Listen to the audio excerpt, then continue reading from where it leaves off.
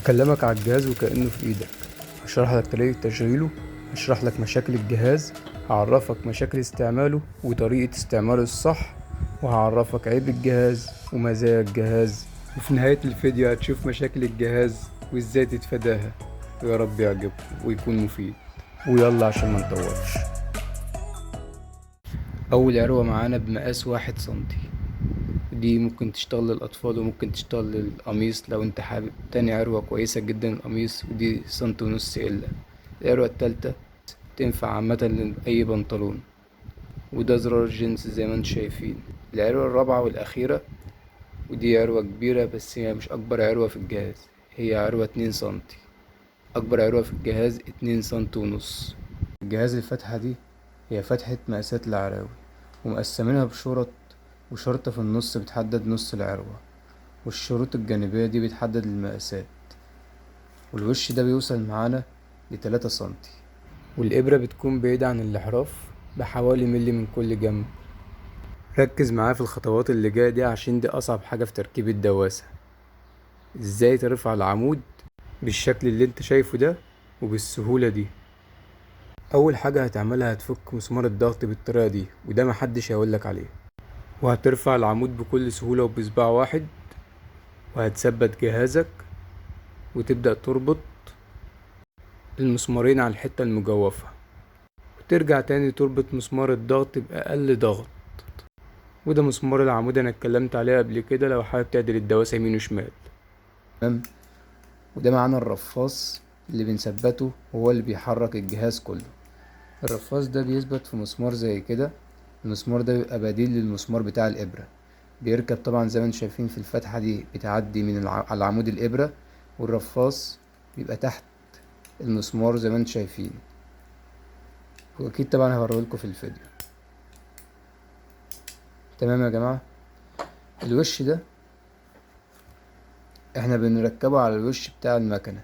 كل اللي فيها اللي احنا بنشيل المسمارين، وبيكون في مسافة حوالي 2 ملي او ملي. المسافة دي بتبعد السنان لما بيركب الوش على الوش. تمام. معانا هنا المقاسات. اول حاجة الجهاز شكله كأنه معقد، الجهاز سلس، هو اللي بيتحكم في نفسه. انت كل اللي فيها بتحدد المقاسات الثابتة اللي انت هتشتغل بيها على طول. ده طبعا زي ما انتم شايفين بيحرك الوش،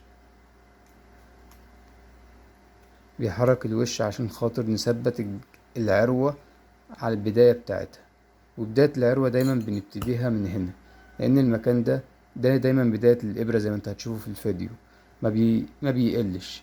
لما بنيجي نقلل في المسافة لما بنيجي نقلل في المسافة وده بيكون من المنطقة دي، من المسمار ده. وزي ما انتم شايفين هم حاطين هنا، مش عارف باين معايا في الكاميرا، لارج وسمول. يعني لما يكون المسمار معانا ثابت عند السمول، بتكون العروة زي ما انتم شايفين الصغيرة. عروة صغيرة جدا، ممكن ما تنفعش القميص بس ممكن تشتغل في الأطفال. تمام. هنحدد بقلم زي ده كده المسافات بتاعتنا، وهنعرف ان اول عروة بالظبط زي ما احنا عايزين، ودي هتكون عروة صغيرة لقميص او لأطفال. تمام. ودي العروة اللي انتوا شايفينها قدامكم اللي هي السنتي. العروة اللي ممكن تمشي للقميص وهي عروة ما بين الصغير وما بين الكبير، عروة وسط وجميلة جدا، بتكون في الوضع ده. وبرضو هتحددوها انتم مع تركيب الجهاز وتشغيله بالتجربة، وهتكون في الشرط رقم 2. العروة رقم 3 واللي هي سنت ونص هتبقى في الوضع ده، الشرطة التالتة. وأكبر عروة زي ما انتم شايفين رقم 4، الشرطة الرابعة. الشرطة الخامسة دي العروة هتكون كبيرة جدا، ودي مفروض يعني عند الطلب، ودي أكبر مقاس اللي هو اللارج. تمام كده يا جماعة. دي المقاسات. عشان ما اطولش عليكم في الفيديو هوريكم الحركة بتاعته. أول مسمار، المسمار الأولاني ده بيحدد الوسع بتاع العروة، اللي هو الفراغ اللي ما بين الفرماتورة يمين وشمال. تمام. يعني هو الفراغ زي ما انتم شايفين معايا هنا كده، هو ده. في هنا سهم لو واضح معاكم بيحدد الشرطة بالظبط اللي انا واقف عليها.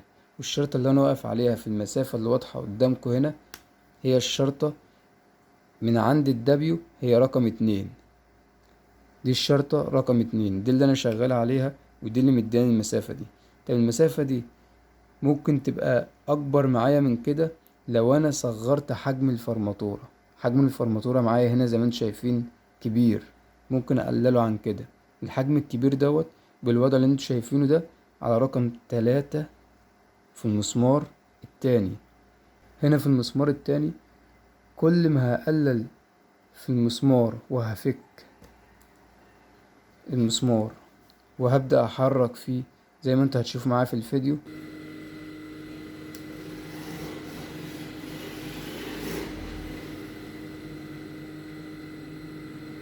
حجم الفرماتورة هيقل. طب احنا لما نيجي نحرك المسمار، اي مسمار من التلاتة دول، لازم نرفع الجهاز بالركبة بتاعتنا، او ايا كان لو المكنة كمبيوتر نرفعها بالدواسة. تمام كده. ونبدأ نحرك المسامير التلاتة، وما نخليش الجهاز ما نخليش الجهاز راسي على المكنة. تمام كده. في تركيب الجهاز يا جماعة لازم تخفوا الضغط جدا بتاع عمود الدواسة، لأن ده هيتعب الجهاز وهيتعب الدواسة وهيجرح القماش. وكده ابقى شرحت لكم طريقة عمل التلات مسامير اللي في الجهاز، اللي هم يبانوا معقدين بس هم مش معقدين. هي كل اللي فيها انت هتحدد بالقلم بتاعك 1 2 3 4 4 عرو، العروة الأولى التانية التالتة الرابعة. تمام كده. وهتكون عارف انت شغال دايما على ايه في شغلك، وهتشتغل عليه وهتثبت المسمار بتاعك عليه. يعني الطبيعي بتاعنا دايما هيكون على رقم 2 اللي هي العروة الوسط، زي ما قلتلكوا هنربط المسمار. تمام كده. ممكن نأكد على المسمار بإننا نربطه بالمفك، وكده يبقى ثابت على العروة رقم 2 اللي هي هتكون معانا عروة قميص، وعروة كويسة جدا. وهنثبت المسمار هنثبت المسمار ده طبعا زي ما انتم شايفين كده، انا مستريح في الوضع ده، اللي هي المسافة اللي انا اقدر افتح بيها. حجم الجهاز هوريهولكوا بالمزورة برضو عشان تكونوا عارفين. معاكوا حوالي 16 سنتي، ده طول الجهاز. جهاز يعتبر ضخم برضو. طيب احنا دلوقتي عايزين نعمل عروة تكون متناسقة بالشكل ده. يعني ايه؟ عايزين نعمل عروة تكون متناسقة بالشكل ده، ما يكونش المسافة كبيرة زي غرز المكنة، ما يكونش غرزة المكنة واسعة، بس غرزة المكنة في الفراغ هنا. لو في هنا فراغات هتبقى شكل العروة وحش جدا، وده بسبب ان انا ضاغط المسمار ده. المسمار ده كل ما يتفك كل ما يعمل مسافات زجزاج واسعة، وطبعا مسافات الزجزاج الواسعة مش هتنفع معانا في العروة، بس برضو مع التجربة ومع شغلك تقدر تحدد المسافة اللي انت محتاجها. المهم ان انا عرفتك المسمار ده بتاع ايه. ودلوقتي نتكلم في مشاكل الجهاز. مشاكل الجهاز بتظهر فين؟ اول مشكلة قابلتني في الجهاز دوت كصناعة. يعني ممكن المشكلة دي تقابلك وممكن ما تقابلكش.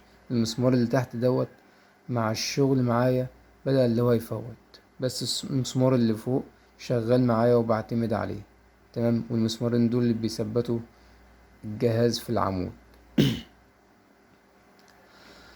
طب المسمار دوت اكيد طبعا ليه حل، يعني لو وصل معاه لاخره اكيد هشوف له حل وهغيره وهجيب مقاس اكبر من كده وهيبقى اتحلت المشكله. عيوب الاستعمال بالنسبه لك انت، اللي انت زي ما قلت لك تتحكم في اي مقاس او تفك اي مسمار من التلاتة والجهاز ثابت على المكنه. الجهاز لازم تكون رافعه لا اما بالركبه لو انت بتستعمل دواسه عاديه، لا اما بالرفاص اللي ورا لو انت بتستعمل مكنه بيتي، لا اما لو انت بتستعمل مكنه كمبيوتر هترفعه بالدواسه بتاعتك زي ما انت طبعا عارف. اهم حاجه ما يكونش الجهاز مضغوط على المكنه وتبدأ ترفع. من ضمن عيوب الاستعمال من ضمن عيوب الاستعمال زي ما انتم شايفين تحت هنا، ده الجهاز من تحت كل اللي فيها الأسنان دي، ودي الأسنان دي اللي بيتحكم في حركة بديل للأسنان بتاعة المكنة، لأن الوش بتاعكم زي ما انتم شايفين، وش الجهاز زي ما انتم شايفين من غير أسنان، هي كل اللي فيها فتحة الإبرة بس. فالأسنان دي حامية جدا، فلازم تكون خافف عمود الدواسة وتجرب على قماشة خفيفة أو قماشة من نفس النوع اللي انت هتعمل عليه العروة، وتجرب مرة واتنين وتلاتة.